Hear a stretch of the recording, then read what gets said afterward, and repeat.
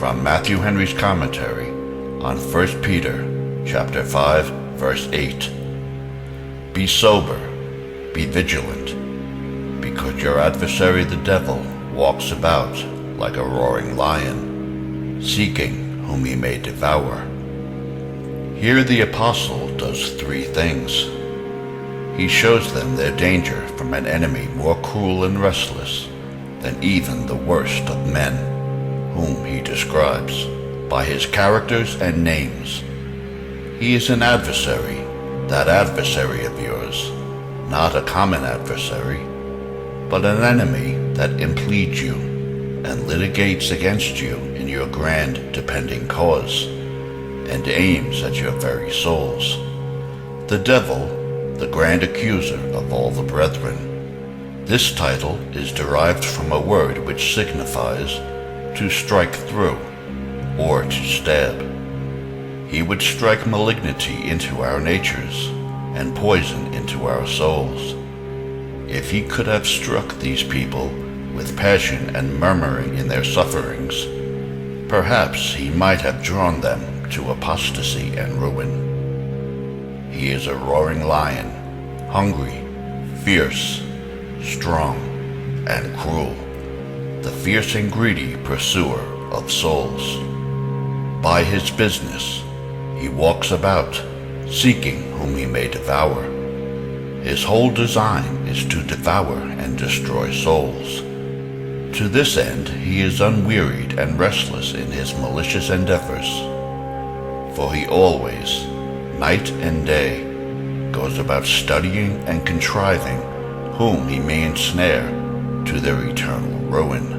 Hence he infers that it is their duty to be sober, and to govern both the outward and the inward man by the rules of temperance, modesty, and mortification.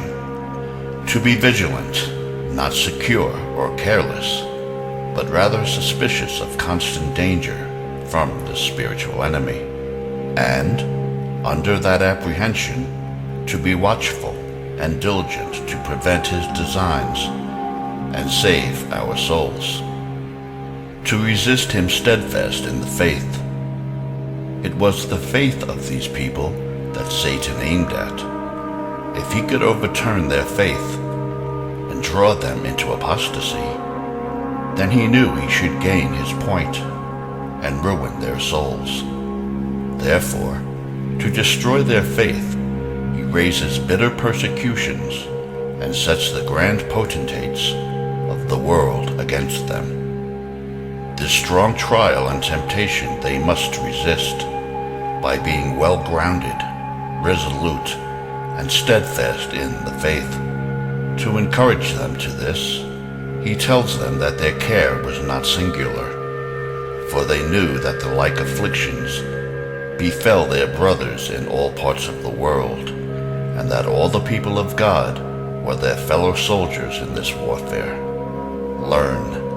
All the great persecutions that ever were in the world were raised, spirited up, and conducted by the devil. He is the grand persecutor, as well as the deceiver and accuser of the brethren. Men are his willing, spiteful instruments, but he is the chief adversary that wars against Christ and his people. Genesis 3:15, Revelation 12:12. The design of Satan in raising persecutions against the faithful servants of God is to bring them to apostasy by reason of their sufferings, and so to destroy their souls. Sobriety and watchfulness are necessary virtues at all times, but especially in times of suffering and persecution. You must moderate your affection to worldly things, or else Satan will soon overcome you. If you would overcome Satan as a tempter, an accuser, or a persecutor, you must resist him steadfast in the faith. If your faith give way, you are gone. Therefore, above all, take the shield of faith, Ephesians 6:16. The consideration of what others suffer it's proper to encourage us to bear our own share in any affliction. The same afflictions are accomplished in your brethren.